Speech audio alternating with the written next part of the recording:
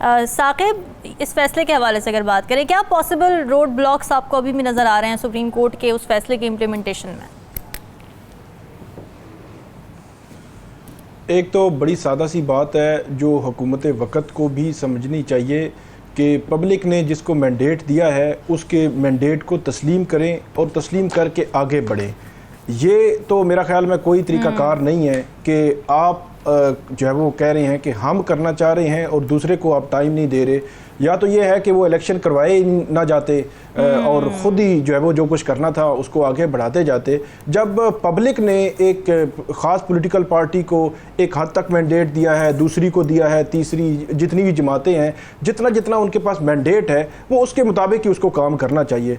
Supreme court का फैसला बड़ा ही फेयर है, कोई नज़रिया ज़रूरत नहीं है। नज़रिया ज़रूरत तब होता जब वो जो 78 नशिस्तें हैं वो इस हुकूमत के जो है वो उनको माले गनीमत की तरह जो है वो दे दी जाती।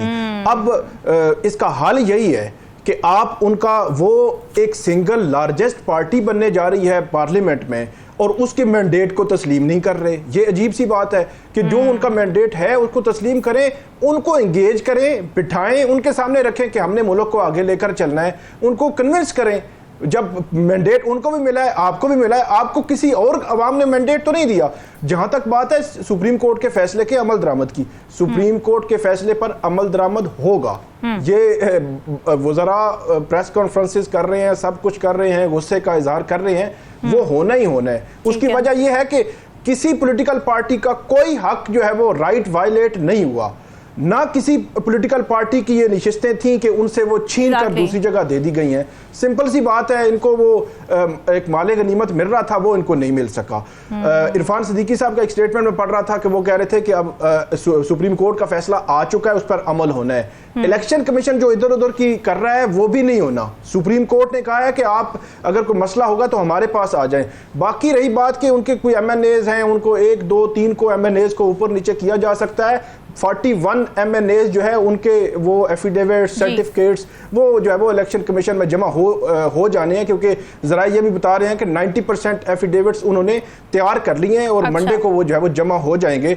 उसमें कोई ऐसा इब्हाम नहीं है। आज समाअत थी अडियाला जेल में, कल मैंने बात की थी कि ये जो ट्रेंड है ये केसेस का, एक केस खत्म, दूसरे में गिरफ्तारी और इस तरह चलते चलते दर्जनों केसेस, तो ये ट्रेंड बड़ा खौफनाक है।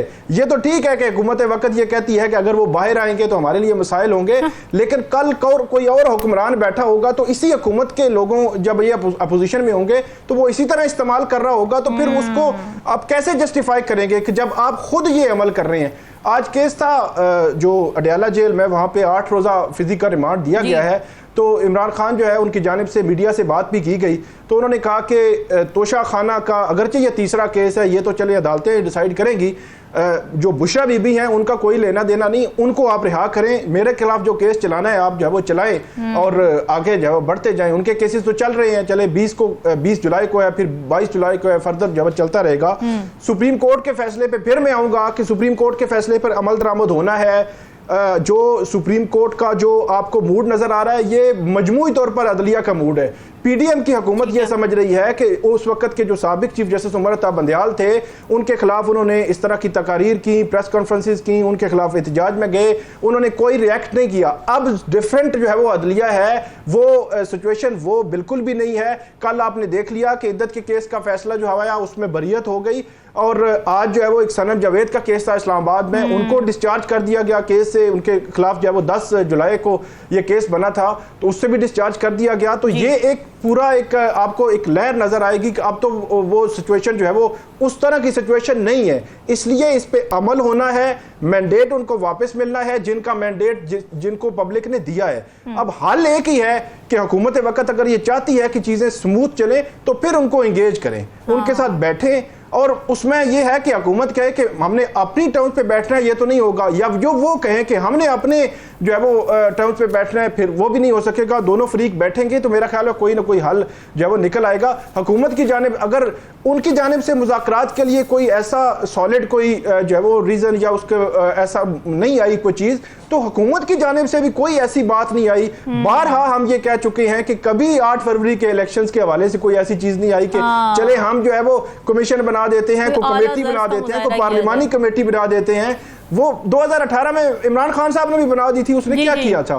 तो कुछ ना कुछ हुकूमत को भी करना चाहिए, इंगेज करना चाहिए। ये कोई हाल नहीं है कि आप जो है वो आप कहें कि हम जो है वो जो हम करना चाह रहे हैं वो दुरुस्त है, कोई दूसरा जो है वो उसमें नहीं आना ना आए। ठीक है, हाँ पता वो भी है, लेकिन विल नहीं है और कॉन्फ्लिक्ट ऑफ इंटरेस्ट आ जाता है ना कहीं पर। साकिब, आपको क्या लगता है हुकूमत ऐसा क्या कर रही है कि ये वाकई हमारा IMF का आखिरी प्रोग्राम हो, जिस तरह का दावा वज़ीर आज़म साहब कर रहे हैं, कुछ कर भी रहे हैं वो इस बारे में? नहीं, वो अमली तौर पर तो उनको कुछ ना कुछ करना होगा, तभी मेरा ख्याल है हम ये कह सकते हैं या दावा कर सकते हैं कि IMF का आखिरी प्रोग्राम होगा। एक बात तो ये है कि जो हुकूमत वक़्त है उसको जो अपनी शाह खर्चियाँ हैं उनको कम करना होगा, क्योंकि अवाम में एक तासुर पाया जाता है कि अब IMF की जितनी भी शराइत हैं, मुख्तलिफ बिजली महंगी करनी है या मुख्तलिफ जो चीज़ें हैं उनकी, वो सारी अब टैक्सेस का जो निज़ाम है, टैक्स अभी जो बजट आया है उसमें टैक्सेस की भरमार हुई है, अल्टीमेटली आम लोगों पर उसका बोझ आ रहा है और वो ना चाहते हुए भी बर्दाश्त कर रहे हैं। महंगाई है उसको भी बर्दाश्त कर रहे हैं, महंगी बिजली है उसको भी बर्दाश्त कर रहे हैं, लेकिन एक तासुर पाया जाता है कि ये कब तक चलेगा, क्या ये कहीं पे एंड होगा, कहीं पे बेहतरी की कोई उम्मीद है। तो उस उम्मीद को हुकूमत को उम्मीद दिलानी चाहिए कि अपनी जो शाह खर्चियाँ हैं जो उसको एक तो कम करना चाहिए, और जो जितने इदारे हैं जो खसारे में जा रहे हैं, अगरचे ये मुश्किल फ़ैसले हैं कि वहाँ पे लोग जो मुलाजमीन हैं उनको किस तरह हैंडल करना है और जो उनको कैसे जो है वो आपने भेजना है, कोई अगर पेंशन पे किसी को भेजना है, रिटायरमेंट करनी है या जो भी उसका कोई मैकेनिज्म है, अल्टीमेटली एक मुश्किल फ़ैसला है। लेकिन जो इदारे खसारे में जा रहे हैं, आज से 10 साल पहले भी खसारे में थे, अगले 10 साल भी हमें वो खसारे में नज़र आ रहे हैं, तो उनकी तंजीमें नौ ज़रूरी है, उनकी निजकारी ज़रूरी है, ताकि वो जो खसारा है कम से कम वो तो ख़त्म हो। तो इसलिए हर शोबे को जो है वो उसको हैंडल करना ज़रूरी है। फिर टैक्स का जो निज़ाम है उसको इम्प्लीमेंट करना जो है वो बहुत ज़रूरी है कि टैक्स इस्लाहात और जो हर बंदा जो है वो टैक्स दे। लेकिन मसला फिर वही आता है कि जो हम पहले भी डिस्कस कर चुके हैं,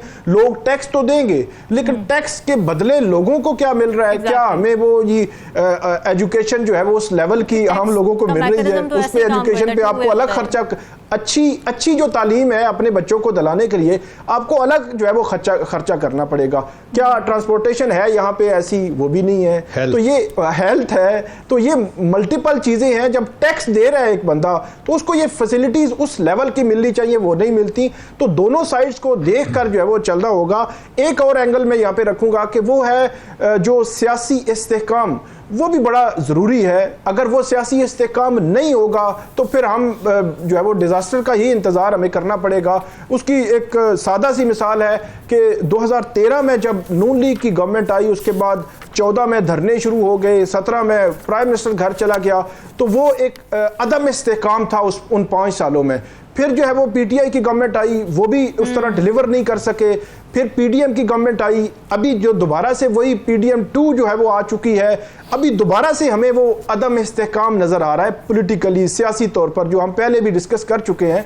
तो इसलिए ये इस्तेहकाम का होना बहुत ज़रूरी है पॉलिटिकली, कि कोई भी अगर गवर्नमेंट आई है, अल्टीमेटली अपोजिशन होती है, प्रेशर भी होता है, अवाम का प्रेशर भी होता है, आपको सख्त फैसले भी आप कर रहे होते हैं तो प्रेशर होता है, लेकिन डिलीवर आपने करना होता है। तो वो जो पॉलिटिकली या सियासी इस्तेहकाम है और जो मुस्तकिल एक गवर्नमेंट का चलना, मतलब एक हुकूमत अगर आई है वो 5 साल चले, मैं समझता हूँ 2013 से 18 तक एक पूरे सिस्टम के तहत वही नून लीग की हुकूमत होती, 18 से 23 तक PTI की गवर्नमेंट होती, 23 से आगे जो है वो 5 साल के लिए जो दूसरी हुकूमत होती। तो आहिस्ता आहिस्ता जो जमहूरियत है, मेरा ख्याल है उससे हमारी मईशत भी जुड़ी हुई है और वो बेहतर हो सकती है, बेहतर ट्रैक पे चढ़ सकती है।